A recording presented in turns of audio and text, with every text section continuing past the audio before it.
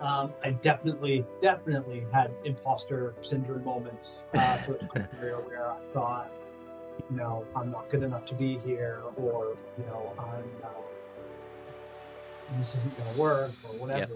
But I think I tell all the kids that I work with now that it really is about making sure that you are as consistent as you can possibly be every single day. Yep.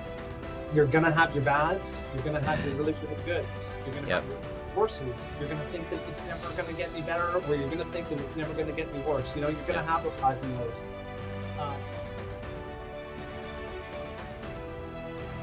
There, I knew that my kind of differentiator was going to be my speed as a kid, but also that I was going to work harder than everybody else out there. Yeah. Okay. Yeah, we did. We had to sacrifice all kinds of. I loved skiing. I loved snowboarding as a kid, but once I got competitive in hockey, it was no more skiing, no more snowboarding. Break your wrist or whatever. Yeah. You're not playing hockey for a good 3-4 months, right? Yeah. So,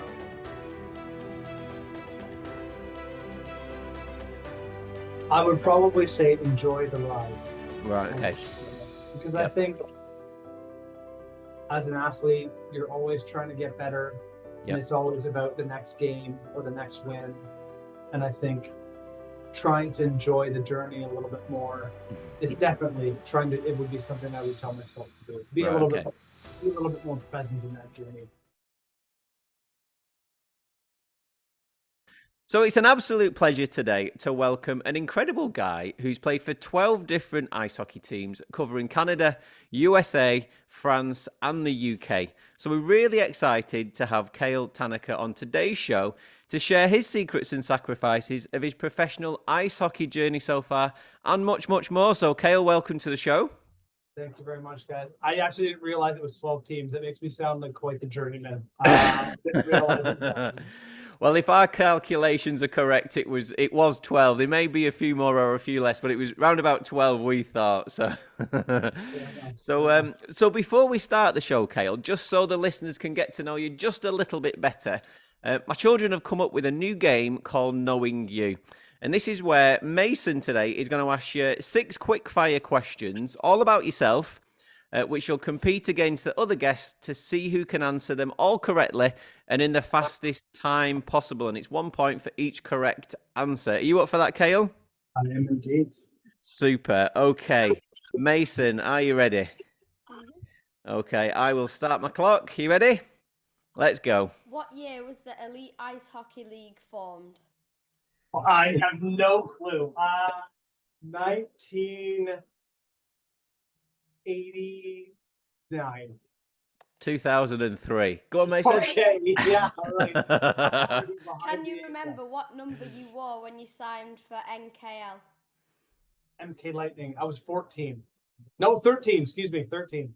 13. Perfect. After spending 6 seasons in the Elite Ice Hockey League with 4 teams, how many goals did you score?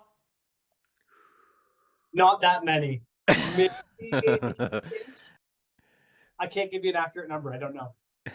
57 we had wrote down. Oh, man, even less. How many points was that? Could be a tricky one. How many points was the total points? Yeah. I'd say around 220, maybe. 155. Oh, okay. Which team did you end up second top scorer with 56 points in 54 games? That would have been MK, I think. No. MK Lightning. No? Try again.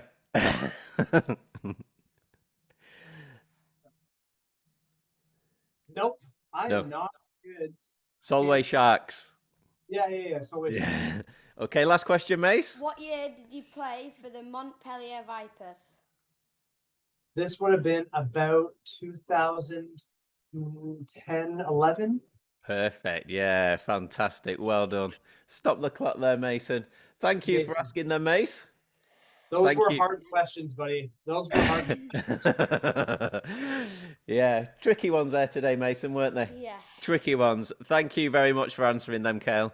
Right, Mason, you're going to leave me and Cale to it, and I'll ask him some more questions. Okay. All right. Thank you very much for that, Cale. See you, No, buddy. You See say you, bye Mason. bye. Thank you very much for answering those questions. They just give the viewers a little insight into your career and the journey that you've been on in the past. So it's always nice to kind of like look back on the athlete's journey, and for us and the children, because it is a family kind of podcast. It's always nice that the children can kind of like research the guests who we've got on and kind of like find out a little bit more about the professional sport that they're in. So it was quite nice, the children reading up on them questions for you. So thank you for that. No worries. Honestly, I think though, Simon, stats were not I guess points were not my forte. And that kind of stuff is hard because every single year, Yep. even I guess like football or some of these other sports, there's a lot more kind of points, and Yep. it's hard to remember all this. Anyway, good Yeah. question from Mason. He stumped me. So, Cale, so as you know, the podcast is to shine a light on the secrets and sacrifices all families go through to allow their children to become elite level athletes. So the first question that I've been asking people on series 3 is, what in your opinion do you think an elite athlete is? I think, I think an elite athlete is somebody that's absolutely dedicated to their craft and somebody that's just trying to improve their performance day in, day out. I don't think that they need to be a professional athlete getting paid to do it in order to be considered elite. Yep. I've got lots of great buddies, especially back home, that never played pro sports, but would absolutely like go and do ultra marathons all the time for their own fun, and for their own health. That's elite sport. Somebody that's dedicated to their craft and trying to get better every single day. Yeah, no, I like that answer, because I know when we've had numerous guests on, they've all kind of spoke similar, and you kind of get the theme of it from the kind of like resilience and the motivation and the dedication, and whether they are elite or whether they are, say, like grassroots, that kind of dedication and that obsession for the love of the sport is always still there, no matter what level you're at. So I like that first answer there. So my second question is, can you just talk us through, like, say, your early days when you was growing up at home and how you actually got into ice hockey in the first place? So I think as a Canadian kid transplanted in the UK, this probably won't make sense for a lot of people, but in Canada, we've got we have the advantage of having cold weather in the wintertime. So my dad, my old man, used to make my brother and I an ice rink in our backyard. Oh, wow. So I remember my first experience with hockey being out in the backyards. Yep. Skating around, learning how to skate. Yeah. Being out there in our, in a safe environment to learn and safe environment to fail. And that was kind of how we got into it, was just being around it and having a rink in our backyard. How cool was that? So when you was at school, did you play any other sports as well as ice hockey, or coming from like the background that you said, is it predominantly ice hockey for you? Yeah, I think in Canada that's really the primary sport. Okay. Canada hockey. But we do. As a kid growing up, I loved sport. I loved competing. I loved those team environments. So I did play soccer, football, as well, not in a competitive way, but every summer. Okay. And then baseball, another kind of North American sport. Played that in my high school years, as well as rugby.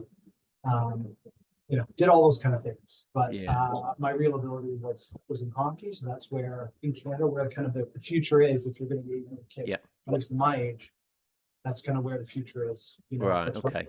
There's real opportunity there. So focused on the hockey. Okay. So when you was at school, and did you miss any of school for playing ice hockey, or did you have any like kind of time off because you was like, say, training or kind of competing away or anything like that? Yeah, I'm sure lots of your other guests have had similar scenarios where it kind of takes over your life and becomes all encompassing, right? So we, as kids, we would pretty frequently miss Fridays in a class, where we'd be on travel tournaments or whatever. Yep. My parents are both educators. My mom is a principal. My dad is a retired teacher. So education was always really, really important to my parents. And really communicating with educators was also really important for them. So we did miss a lot of school. We had to sacrifice a lot, but you know, it was we were the type of kids that had to make sure that if homework wasn't done for Monday, you know, that's not acceptable. So yeah, we missed school, but everything sacrificed clearly. So that's an interesting topic of conversation, because I know we've had again, like we said, we've had a number of guests on, and some have gone down.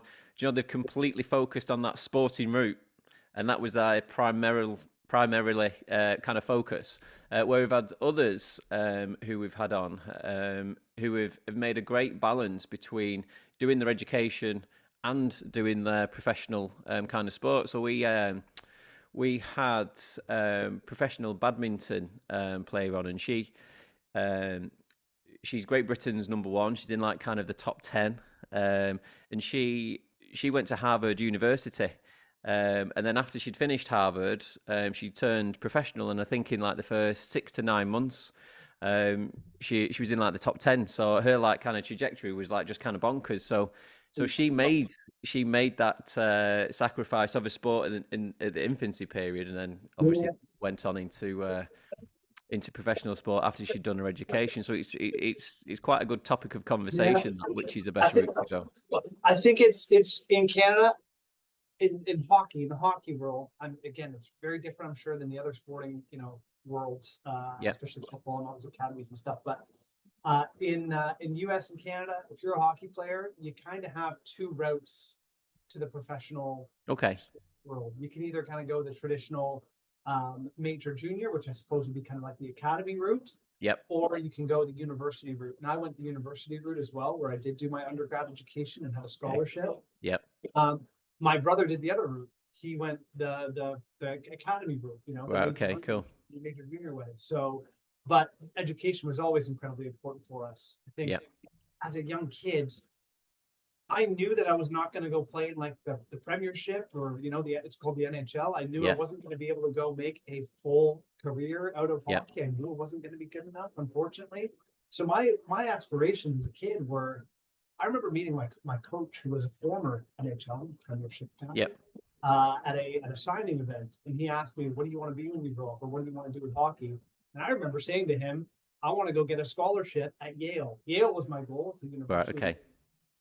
And unfortunately, I didn't go to Yale, but I had a great school experience anyway. But yeah, I knew, you know, Cale Tanaka is probably not going to be a multi-million per year NHL athlete, but he still has aspirations to go and do something with this sport career, even as a young kid. So yeah, sorry, Simon. I think I took it away from some of your questions there. No, that's okay. So my next question would be then: can you remember your first wow moment in the sport where you thought, really love this? I honestly think it all kind of stems back to the love that my brother and I had for being out in the backyard. And, you know, we would have so many moments of connection out there, just going and playing and taking slap shots against the backboards, and hearing the neighbors getting all upset because it was late at night, and having the sound of pucks hitting things would be disturbing their sleep. So it would be those moments of just kind of that solitude and connection my brother and I had out there, out there together. Was those moments. And I think some of those memories, like you've just said, they're some of like the nicest memories that you can kind of have. It's just those experiences where you are just 100% enjoying the sport. Because I know, like my two boys, so Mason, who you've just met, he plays football and he's been at different academies, and unfortunately, he's been released from quite a number of them, and they love doing the sport. However, when it gets to that level, there's always that chance that you could get rejected, and then that love for the sport just kind of wavers slightly, and that enjoyment where you can't play with your school friends, and you kind of go in training every night, so you can't go out and play with your friends in the garden and stuff. It does kind of go then, doesn't it, really? So it's hard to kind of get that balance. So it's always nice when you can have those memories of just playing at home in the garden and just enjoying your sport as well, isn't it, really? Which is nice. I think that it's... Sorry, go ahead. No, it's okay. I was going to say, I think that's one of the things that I think separate from just to pull it back into my brother's scenario there. I kept playing a lot longer than my brother did. My brother Right, was okay. always way more talented than I was, always Yep. way more talented. But I think that there was a difference between the amount of love for the game that my brother and I had, and even though he had those kind of those real fundamental memories and connection moments with myself out in the ice. Yep. Going that other route that he went down, kind of Yep. the academy route, I think took a lot of the love out of the game for him. Whereas Right. the way that I went, Yep. a bit of a longer and kind of meandering path, but Yep. I was able to kind of maintain my passion and love for the game throughout the course of that, and that's why I still played until just a couple of years ago, and as an Right, old okay. player, Yeah. So there's been a lot of talk recently about, like say, the damage that can be done in the car journey on the way home with, like say, parents. So can you remember what your say car journeys home were like with parents after, like say, a match that you've kind of played? Yeah. I'd be curious to hear kind of some of what the other guests' experience were as well, but like mine were um, very different based on the parent that we had with us Right. in the car that Okay. day. My brother and I, again, both were competitive Yep. athletes and competitive hockey players. One would have to take my brother one night, the Yep. other would take me, so they'd kind of be split up. Yep. My mom was definitely much more softer. You played a great game, that was great. You take fun of it. But my dad was definitely the harder, Yep. more critical Yep. experience. I think that if I could have merged the two of them, that would have been Yep. probably the more of the how I would have preferred to have it. A little bit more criticism, but a little bit softer approach. Yeah. But yeah, as I think now about my kids, and I'm sure you do the same thing with your kids, Simon. I just want to make sure that they're having fun, because I think if they're having fun, that develops a passion. Yeah. I don't want to give too much critical feedback, because I think that is, unless it's asked for, it's hard. But as a young kid, it's also hard to say, what did I do well or what did I do wrong? So I don't know what the right answer is, Sandra, but I've certainly had that two different approaches. Yeah. I think that's similar to like myself and my wife's kind of approach. My wife is more the softly approach than nice. I hope you enjoyed the game, you played well, and picking up all the positives. Where I think I find it hard getting that balance kind of correct. I know I'm wanting them to like enjoy the sport as well. However, you find yourself wanting to be kind of critical and not wanting to be over pushy, but if you can see that they've done something wrong, I'm almost wanting to kind of educate them into, well, try and correct that mistake or that kind of option that you chose there in the next kind of game. However, sometimes you kind of don't get that balance kind of correct. And I think sometimes as well as parents, I think because of all the kind of hard work that goes into it with regards to, going to, like say, the training practices or playing the matches or kind of traveling away, all the kind of hard work and sacrifices that go in. And then when, say, like one of your children is kind of competing and they don't perform as well as you kind of hope that they would, it's hard sometimes. And I know I hold my hands up. It's hard to get that kind of right approach to your children when you kind of see an outcome that you don't necessarily want to kind of get, really. And I know that a lot of parents are also like kind of living vicariously through their kids, like they're if they wanted to go be a pro footballer or pro hockey player at some point, they're kind of hoping that their kid's going to go do that. Yeah. So it's hard, and it is hard to being a parent's a hard job. It's a hard job. It's a rewarding one, but it's a tough one. And you're right. Trying to find that balance is a challenge. And like, I don't know. Like, I didn't used to go ask my dad for feedback often. Right. Okay. When I did, I got to the point where saying, "Hey, Dad, tell me what you want. Tell me what you thought of the game. Yep. Because I want to learn." And that's definitely when I think I was more receptive to feedback and trust. Right. Okay. But it's building that trust and that relationship in your parents, I guess, in knowing that they're going to say, they're going to just be critical, but also be supportive as opposed to the balance, Yeah, like I said, that's the hard part, the balance, and like we've admitted, we don't get it right all the time. And we've got 4 children, and I think we've learned so much from our eldest going on that kind of say like elite journey.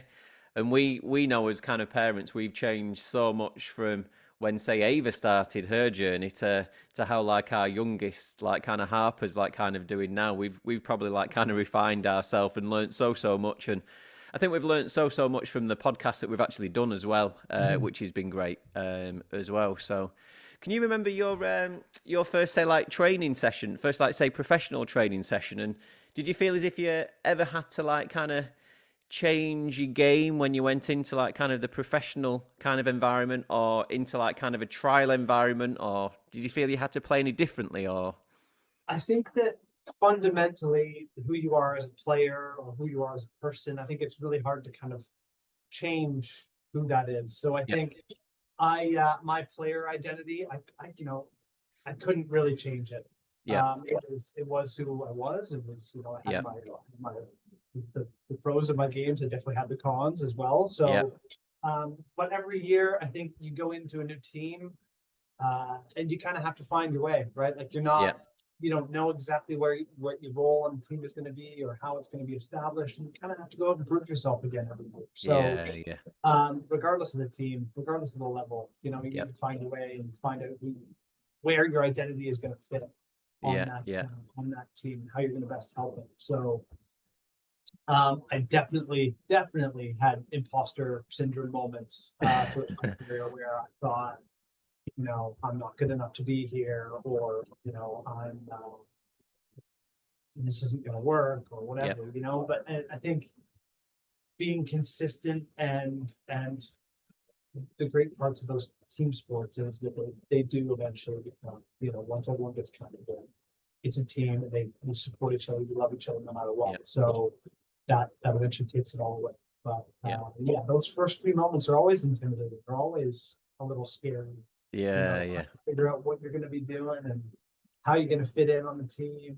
I yeah. remember those ones pretty vividly every year, every year. So was there any times where you thought like you've just kind of touched on there? Was there times where you'd kind of thought that you wasn't kind of good enough, like that imposter syndrome that you kind of spoke about? Did you kind of compare yourself to the other kind of like boys in like kind of similar positions and think that you wasn't good enough for it then? Yeah, definitely. I Yeah. think I guess when I was younger, I'm from a really small town north of Toronto. Okay. So we, as kids, my brother and I guess our small town, we were kind of, I guess, the best players kind of around our age group at Okay. that, in the small town. But then you go into a bigger league, you go into a bigger city, and Yeah. you become kind of smaller and smaller Yeah. in terms of, so, but I've been cut from numerous teams as a kid, been released, been all that kind of stuff, and went through Yeah. all that kind of thing. I think there were tons and tons of times where I felt not good enough. The primary, probably the worst moment was the most challenging was my first year at university Okay. on a scholarship, where you're first year guy playing against 4 year guys, 5 year guys sometimes who've been around the block, who are Yeah. bigger and stronger, who know the game, know how it is, and you're really fighting to have an identity on that team. So that was a real moment of, okay, how am I going to fit on this team? How am I going to support? How am I going to get the best out of myself? And how am I going to help the team get to the best, where we're going to be? Yep. But yeah, being absolutely terrified and thinking, I'm not good enough to play with these guys. Right. They're Okay. gonna figure this out. They're gonna figure out that I don't know what I'm doing, or I'm not good enough. And Yep. that's when I think some of the personality stuff has to come into play. You have to find a way where it can fit in the team, and not necessarily just only think about being the best player, but being the best teammate as well. Yeah. Which we keep a focus on as well. And I think that showed we read an article that it was Coach Cliff like kind of did on yourself, and he'd mentioned when you'd signed for, was it MKL? He was a coach for Coach Cliff. Yeah. And he was just talking about like when you'd signed for them, he was talking about like how much speed and like kind of skill you possessed as a player. But he also mentioned about that kind of work ethic, that you were just prepared to like kind of battle and work so hard, like kind of every night and like kind of every training session. So it's things like that that kind of help you bond with the team as well, isn't it? That kind of work ethic and that like kind of mentality as well. It's not enough just to have that kind of skill. It's the other like kind of mental side as well, and I think that obviously must have stood you in good stead with the teams that you played for as well, with that kind of mindset and mentality. So could you just ask how challenging is it of a it's a roller coaster of emotions when you're on the journey of being a professional athlete, with the kind of the highs and lows, from signing to new teams to kind of getting rejected. So how do you kind of personally cope with the kind of ups and downs and the roller coaster of emotions of the game? Yeah, I think again, looking back, I don't envy, I don't envy being a kid. Like it's hard. That stuff is really hard to go through as a kid, when you feel like you're cut from a team, or you have a Yeah, really bad run of hockey, or run of games, and yeah, you feel like you're never going to come out of it. It kind of it becomes all encompassing in your life. Um, the way that I do some kind of coaching and some career coaching on the side for hockey players with a friend, okay, uh, for Clarion Hockey. I tell all the kids that I work with now that it really is about making sure that you are as consistent as you can possibly be every okay, single day. yep, You're gonna have your bads. You're gonna have your really, really goods. You're gonna have yep, your worses. You're gonna think that it's never gonna get any better, or you're gonna think that it's never gonna get any worse. You're gonna yep, have those highs and lows.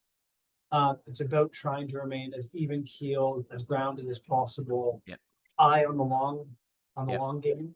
okay, Um, that's really what I'm trying to, help the kids understand is you're gonna have a bad shift. yeah, You yeah, gotta get back up, and you gotta yep, keep going, because you're gonna have good ones right after that too. So, but it's about even keeled okay. and eye on the long game. Okay.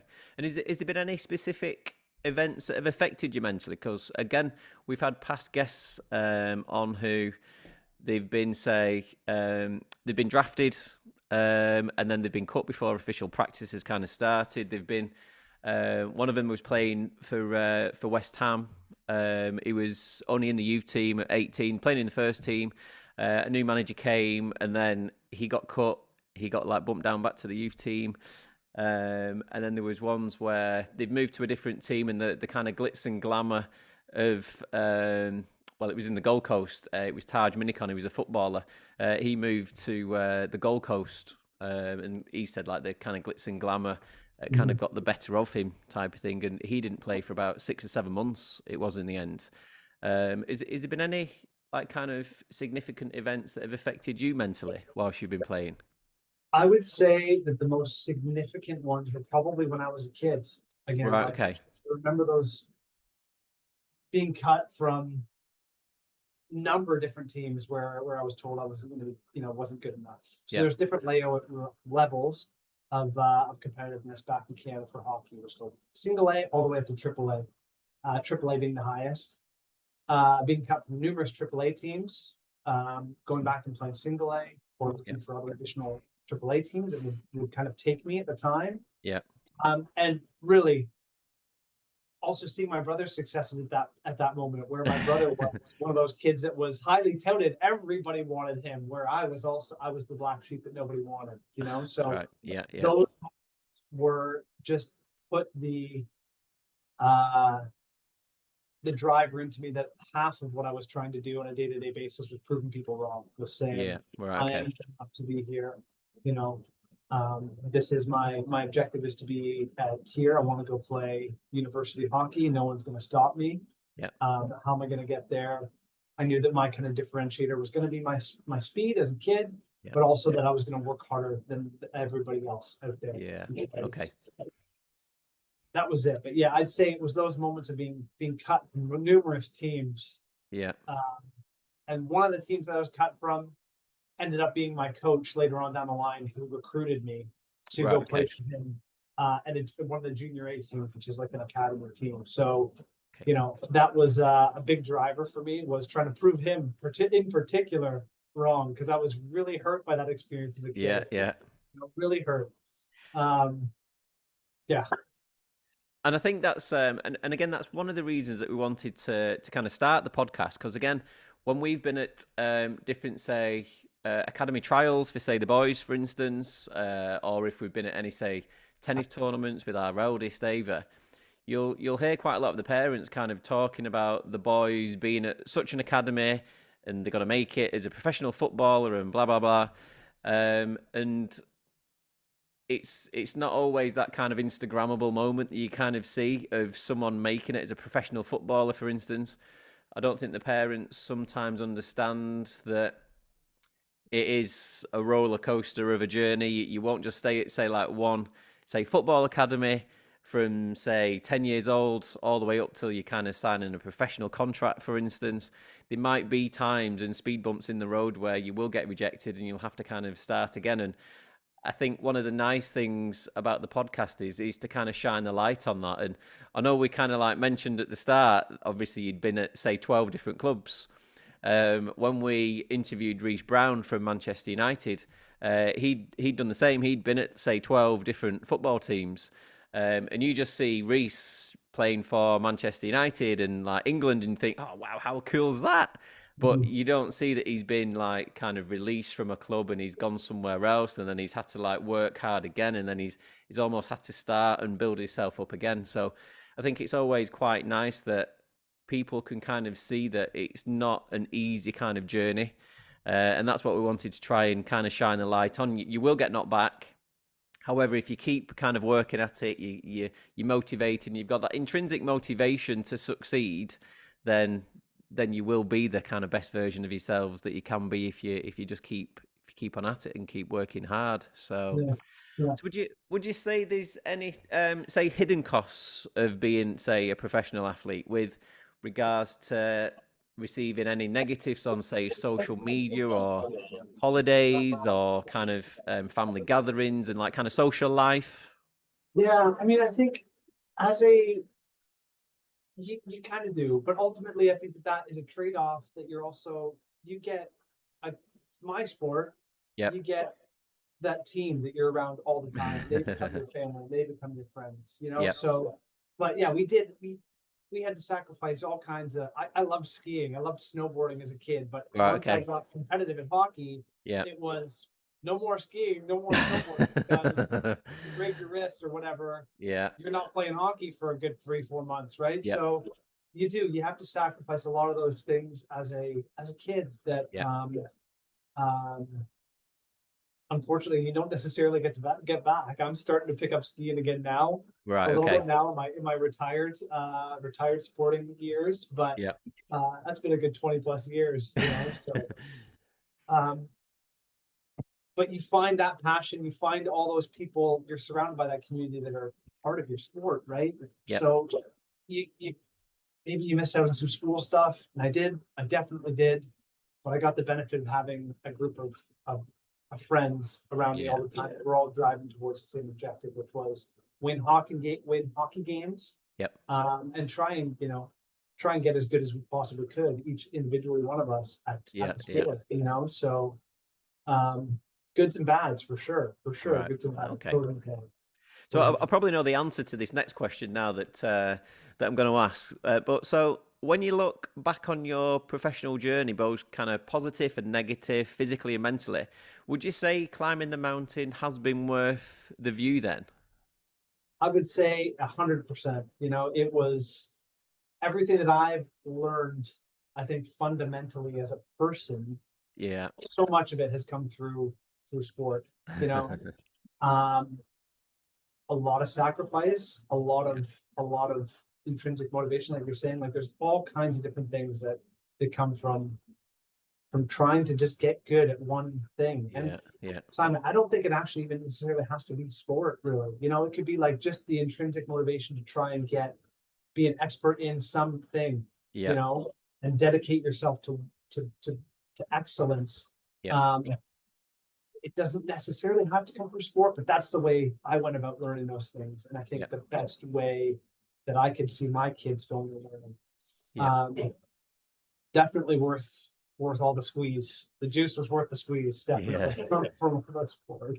Well, I know, again, from speaking to the guests on the show, there's been so many of them that have, say, like retired from their professional sport, that have gone into, whether they've gone into being, say, like mentors or setting up their own kind of companies in, say, like the sporting kind of world. There's so many transferable skills, like you've kind of said there. So there's to be kind of dedicated and focused and resilient, and to be motivated in that one kind of sport, for instance, like you mentioned, there is so many things that you can kind of learn throughout your journey that you can use in the working kind of world as well. And I think that's why there's so many of the athletes that we've had on that have been so successful in the businesses that they've kind of set up, because of their like kind of mindset and kind of personality traits that they've been that they've kind of learned throughout their kind of sporting journey. So as the show comes to an end, we used to ask at the end of the show,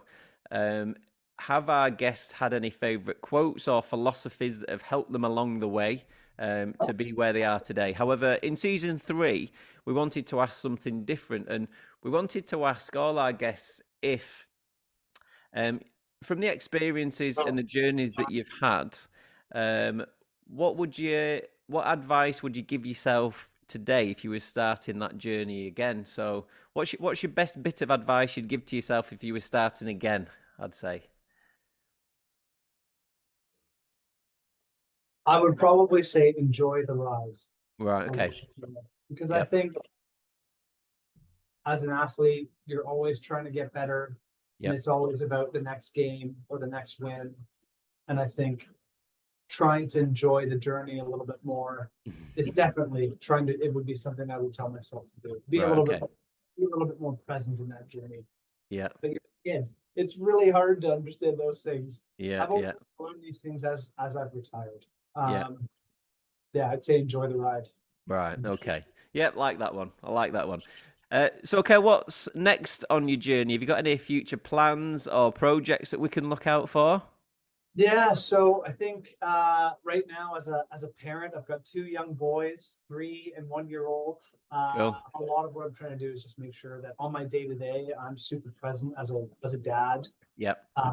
Being the best father that I can possibly be. Obviously, have a career in the background as well, but making sure that some of the lessons that I've learned from sport, authenticity, hard work, motivation, all those different things, are some of the things that I can help instill and pass on to my kids before I can hopefully kind of get them into sport. But it's just being a good dad and making sure that I'm being super present for them. Ultimately, was my focus of it. Right. Okay.